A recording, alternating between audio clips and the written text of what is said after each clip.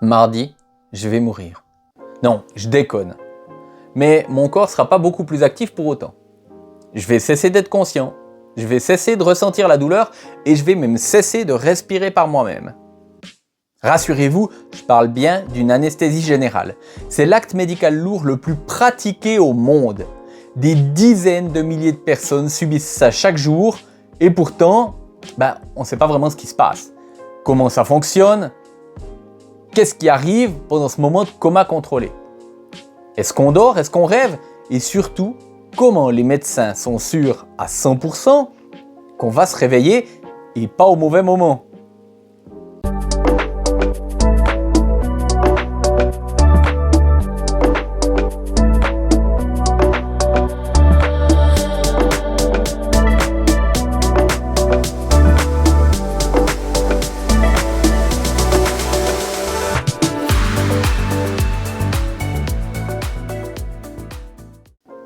Salut, c'est Peanut et bienvenue sur cette nouvelle vidéo. Vu que je vais passer sur le billard mardi pour une opération, j'ai décidé de faire mes devoirs. J'ai fouillé dans les publications médicales pour comprendre exactement ce qu'on allait m'injecter. Et croyez-moi, la réalité de l'anesthésie est bien plus folle que la simple idée de faire un gros dodo. Mais avant d'en venir à la partie scientifique moderne et de voir ce qui va se passer pendant mon anesthésie, faisons un petit voyage dans le temps. Imaginez devoir vous faire retirer l'appendice ou amputer d'une jambe en 1840. L'anesthésie n'existait pas à l'époque. Les chirurgiens n'étaient pas jugés sur leur finesse, mais sur leur vitesse pure. Le meilleur chirurgien de la ville, c'était celui qui était capable de scier une jambe en moins de 30 secondes chrono. Et pour la douleur, votre seule option, c'était de boire une bonne bouteille de whisky juste avant et de mordre très fort dans un bout de cuir pour pas vous briser les dents en essayant de ne pas hurler. Pendant ce temps, 4 grands gaillards vous plaquaient de toute leur force sur une table, c'était de la pure boucherie. D'ailleurs, beaucoup de patients ne mouraient pas de l'opération en elle-même, mais d'un arrêt cardiaque provoqué par le choc extrême de la douleur. Tout a basculé le 16 octobre 1846. Un dentiste américain du nom de William Morton a eu une idée folle. Il a fait respirer des vapeurs d'éther à un patient avant qu'un chirurgien lui retire une tumeur du cou en public. Le patient s'est réveillé et a dit qu'il n'avait ressenti qu'une vague égratignure. Après quelques aléas, dû au fait que Morton avait déposé le brevet et que c'était selon la Massachusetts Medical Society pas compatible avec l'éthique médicale, contrairement apparemment au fait de plaquer un homme sur une table pour lui couper une jambe à vif, la pratique s'est répandue dès le début de l'année suivante parce que Morton avait renoncé publiquement à tous ses droits sur la découverte. Il est d'ailleurs mort le 15 juillet 1868 à l'âge de 48 ans seulement d'un AVC. Rejeté par son pays, rejeté par le corps médical, méprisé par tous dans une misère totale. Comme beaucoup de personnes ayant fait de grandes découvertes, cela dit en passant. Alors, aujourd'hui on a abandonné l'éther et le masque à gaz pour les adultes. Parce qu'on préfère les injections intraveineuses beaucoup plus précises et rapides. Mais d'ailleurs, petite parenthèse, si vous avez des enfants qui doivent se faire opérer, sachez que ça se passe très différemment pour eux. On sait qu'une piqûre dans le bras quand on a 5 ans et qu'on est déjà terrorisé par l'hôpital, c'est une crise de panique assurée. Donc, contrairement à nous, l'endormissement des enfants se fait presque toujours au masque. On lui met un petit masque sur le nez et on fait respirer un gaz anesthésiant. Souvent du séroflurane, qui est parfois même parfumé à la fraise ou à la pomme. L'enfant s'endort doucement en quelques secondes, juste en le respirant. Et c'est une fois qu'il est profondément endormi et qu'il ne sent plus rien qu'on lui pose la perfusion pour la suite de l'opération. C'est infiniment moins traumatisant pour lui. Pour moi, mardi, vu que je suis grand, on va passer direct par les veines. Et voilà exactement le type de cocktail qu'on va m'injecter. On a souvent cette image du masque qu'on nous pose sur le visage en nous disant de compter jusqu'à 10. Mais une anesthésie générale, c'est pas juste un produit magique pour dormir, c'est un cocktail sur mesure, c'est le trio gagnant. Pour qu'un chirurgien puisse vous ouvrir le ventre ou vous réparer un os sans que ce soit un film d'horreur, dans mon cas ce sera la rotule droite, il faut gérer 3 paramètres indépendants. La conscience, la douleur et le mouvement. Il y a premièrement le produit hypnotique. Le produit le plus utilisé aujourd'hui s'appelle le propofol. Visuellement, on dirait littéralement du lait. Son job, éteindre la lumière. Quand on vous l'injecte dans les veines, il vous met KO en 10 à 15 secondes chrono. C'est lui qui débranche votre conscience et provoque une amnésie antérograde. C'est-à-dire que votre cerveau arrête d'enregistrer des souvenirs. C'est pour ça que vous n'avez aucune notion du temps qui passe. Vous fermez les yeux, vous les rouvrez 4 heures plus tard et pour vous, il s'est écoulé une fraction de seconde. Ensuite, on a l'analgésique. Le problème, c'est que même si votre conscience dort, votre système nerveux, lui, il est bien réveillé. Si on vous coupe la peau, le signal de détresse remonte la moelle épinière, votre cœur va s'emballer, votre tension va exploser. Il faut donc couper la ligne téléphonique de la douleur à la source. Pour ça, on utilise des morphiniques de synthèse, ultra puissants comme le fentanyl ou le sulfentanyl. On parle de produits 100 à 1000 fois plus puissants que la morphine classique. Ils tapissent les récepteurs de votre système nerveux et bloquent purement et simplement le signal de la douleur avant qu'il arrive à votre cerveau. Enfin, on a le curare. C'est la partie la plus effrayante mais la plus indispensable. Pour opérer, le chirurgien ne peut pas avoir des muscles qui se contractent. Il a besoin que vos muscles soient mous comme du chewing-gum. On vous injecte donc du curare. Petit fun fact, le curare, c'est le poison que les tribus d'Amazonie mettaient au bout de leurs fléchettes pour paralyser leur proie. En médecine, ça bloque la communication entre les nerfs et les muscles. Ça paralyse absolument tout. Vos bras, vos jambes et votre diaphragme. Le muscle qui vous sert à respirer s'arrête. À ce moment-là, vous respirez plus tout seul. C'est pour ça que dès que vous dormez, on vous glisse un tube dans la trachée. On vous intube. C'est une machine, le respirateur artificiel, qui va faire gonfler et dégonfler vos poumons artificiellement pendant toute la chirurgie. Ok, alors on a vu la chimie, mais physiquement, il se passe quoi dans votre cerveau quand le propofol arrive? Contrairement à ce qu'on pense, l'anesthésie générale, comme je le disais en intro, c'est pas juste faire un gros dodo. C'est un coma pharmacologique réversible. Quand vous dormez la nuit, même d'un sommeil de plomb, votre cerveau travaille à plein régime. Il consolide votre mémoire, il nettoie les toxines et surtout, il rêve. Et grâce à ça, vous gardez une notion subconsciente du temps. Quand vous vous réveillez le matin, vous sentez qu'il s'est passé 8 heures. Sous anesthésie, c'est le vide intersidéral. Vous rêvez pas.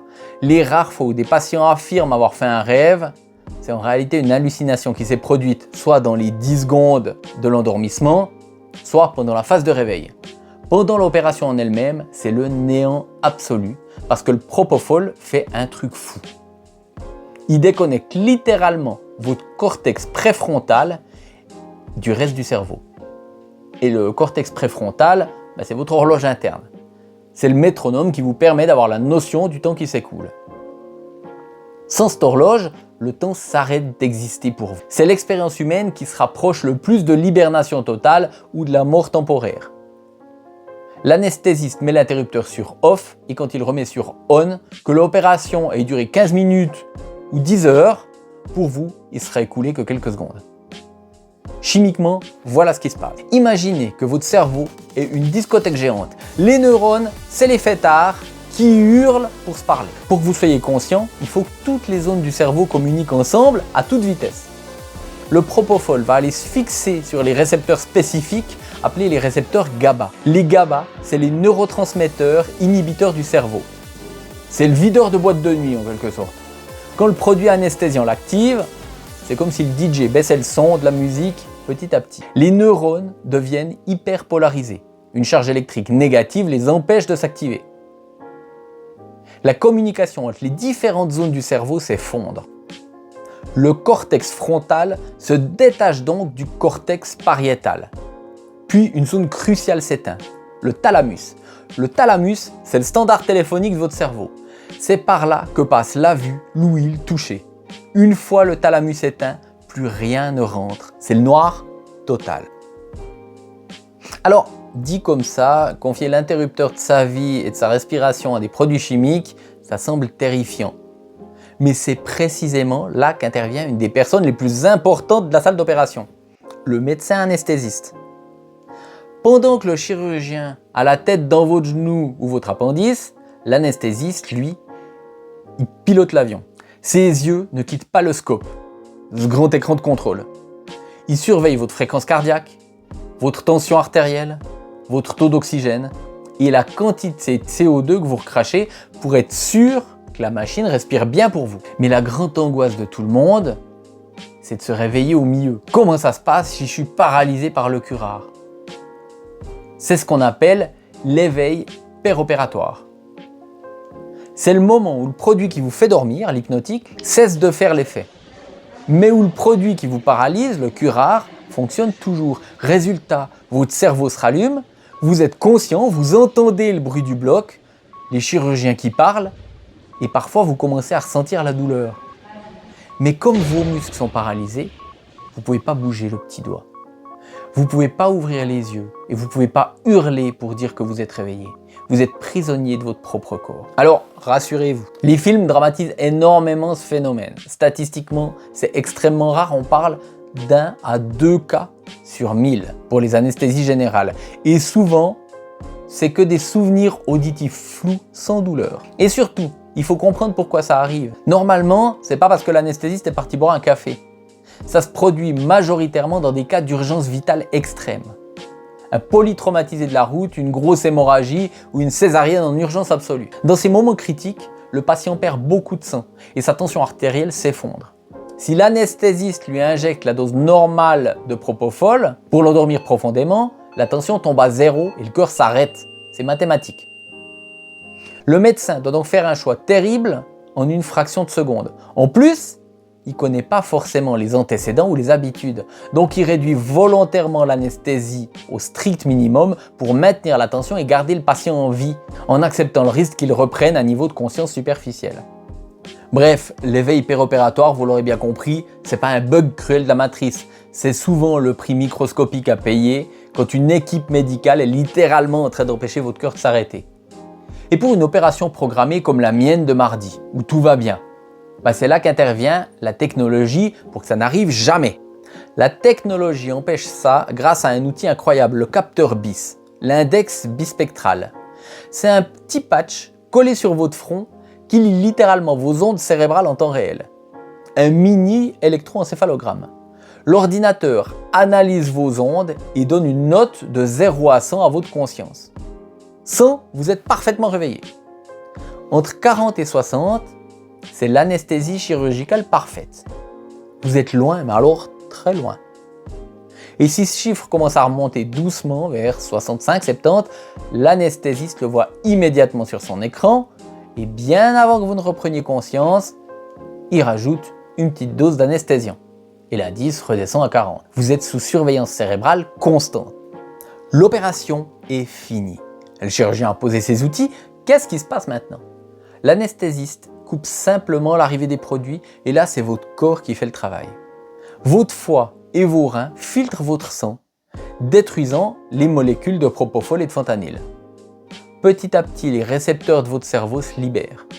Le thalamus se rallume, le diaphragme se remet à bouger et on retire le tube de votre gorge. Le réveil, c'est pas comme dans les films hollywoodiens où le héros ouvre un œil, fait une blague et se lève.